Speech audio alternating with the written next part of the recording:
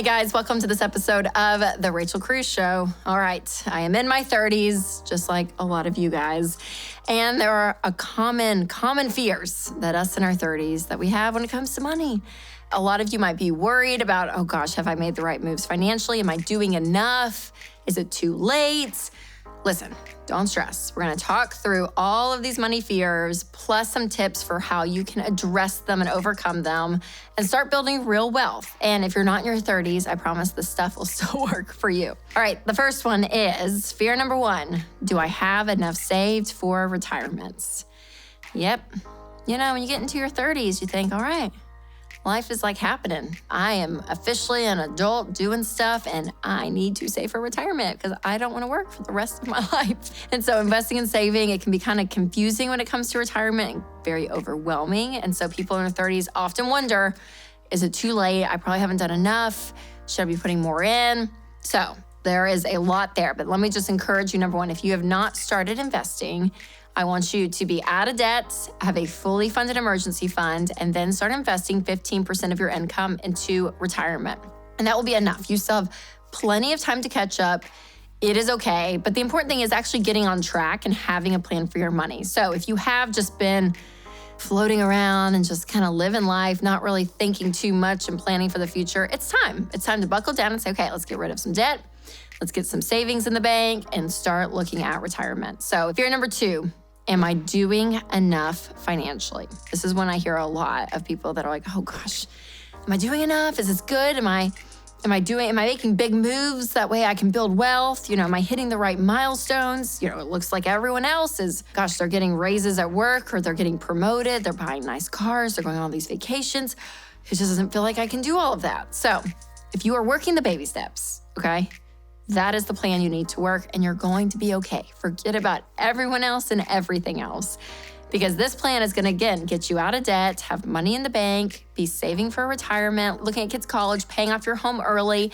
You're doing all of this to get a really solid financial foundation, and these are the steps you should be taking. So if you're doing it, you're on the right track. But it can be easy to be focused on everyone else and kind of have that fear creep in that, am I doing enough? And if you really are that freaked out, I would sit down with a financial advisor. I really would, and say, okay, let me look at my retirement. Let me look, is there things that I can do here or there? And ask, at least dive into your situation versus sitting and wondering.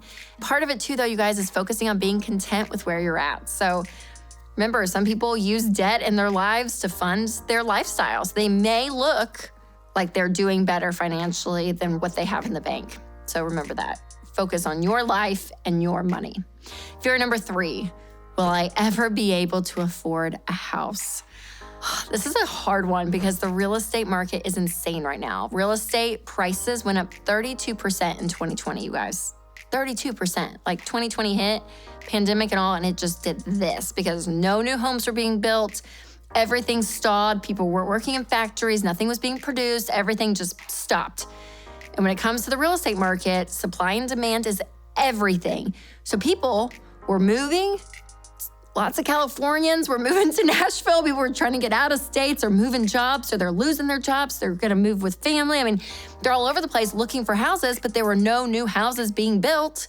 So what happened? Supply went way down and demand was going up. So it caused prices to shoot through the roof. And then you look and you see, that it rose, I think 15% in 2021. It's going to rise a little bit. It's slowing down in 2022, but man, it's crazy. And so what sucks, honestly, is if you have not bought a home right now and you're a first-time home buyer, or even you wanted to move homes, you're looking at prices now in 2022 thinking, oh, if we had done this in 2019, the prices would have been so different, and we could have afforded a house that was bigger, or afforded a nicer house, or afforded a house closer to the city we wanted to be in. And the reality is, where we sit right now, it's like, oh, what you buy in 2022 is just not the same as it was even 3 years ago. So there's a part that it's like, okay, you have to lower your expectations.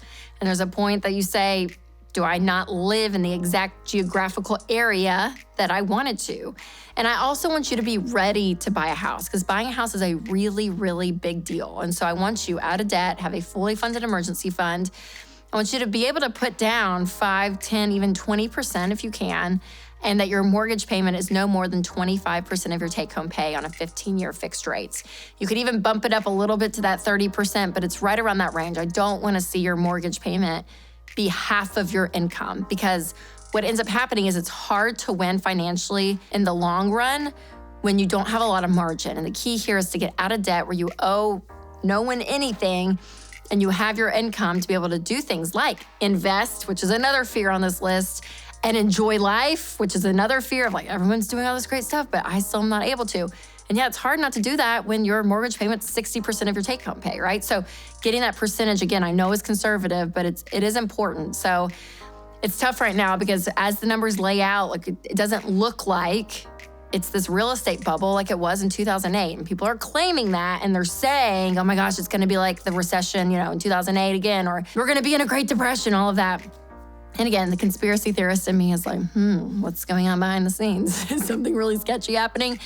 But the truth is, the facts show that like what caused 2008 are a set of completely different reasons than what is causing this recession and this housing market. So where that was a bubble where people took out mortgages, bad mortgages that they could not afford, and these mortgage companies were doing that. They were lending money to people that could not buy it. And then after a while, enough of that happened and it burst and people couldn't afford their mortgages. Where that's not the case, the lending mortgage market went so strict after that people that have homes right now should and do for the most part afford it more than they did in 2008. And so there's not really that bubble, but that supply and demand part of this conversation because of COVID and everything being shut down is really gonna determine, okay, what's gonna happen to that housing market. But as of now, like there doesn't seem to be enough of the demand lowering for prices to lower. So I'm saying all this to say, I don't see house prices just taking a nosedive. I think they're gonna kind of stay put. They may slow down and not go up as much as they did the past 2 years. So if you are in a position that formula we talked about earlier, you can buy, I would buy now, because I think house prices are still gonna raise, even in small percentage points, but I don't see them getting way cheaper like they were in 2019 compared to today. So it's a goal to own a home. I'm all about home ownership, but I want you to do it in a wise way. So the fear of, am I ever gonna own a home? Yes, you will. You will. Take a breath. Don't let the fear just spin in your head. You're gonna be okay. Just follow the plan and be wise when you buy. All right, so for some extra tips on what not to do when buying a house, check out the video in the description. Fear number 4, will I ever get rid of my student loan? Oh man, student loans, they're such a burden, especially when it's been 10 years since you've been paying on it and you're still paying on it. And the worst is too, maybe you're paying for a degree you're not even using and you're thinking, man, dadgummit, this is the reality. But getting out of your student loan debt as fast as possible is the key. And we teach the debt snowball method here, where you list out all of your debts, smallest to largest, regardless of the interest rate, pay minimum payments, and attack the smallest one first. So if your student loan is made up of multiple loans, you can keep all those separate and just map them out and pay off the smallest one and then keep going down the line. You can consolidate those loans for a lower interest rate if you want to do that. But, and again, mathematically, if you want to, that could work, but by paying off those smallest ones first gets those quick wins, which is the best. But more so, you guys, do not wait on the government to go in and forgive, because you'll be waiting forever, okay? If you're gonna take control of your money, you need to be doing it, not waiting on Washington, D.C. Fear number 5, will I ever be able to enjoy life?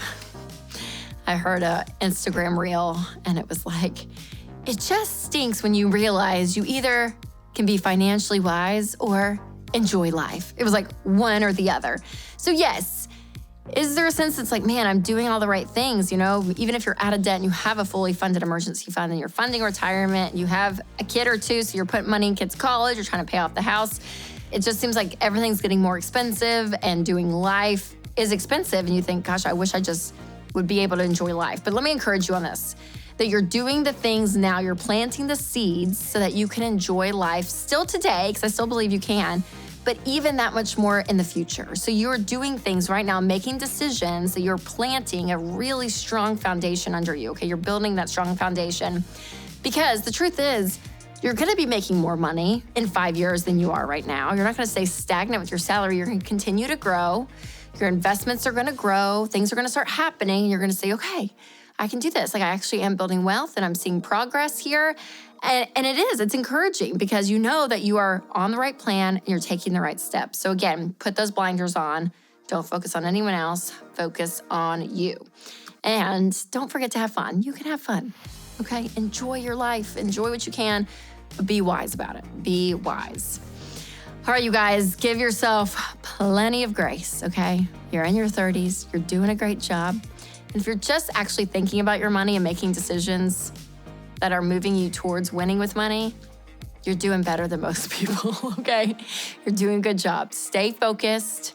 And it's amazing just what some hard work can do right now for your future. So remember to take control of your money and create a life you love.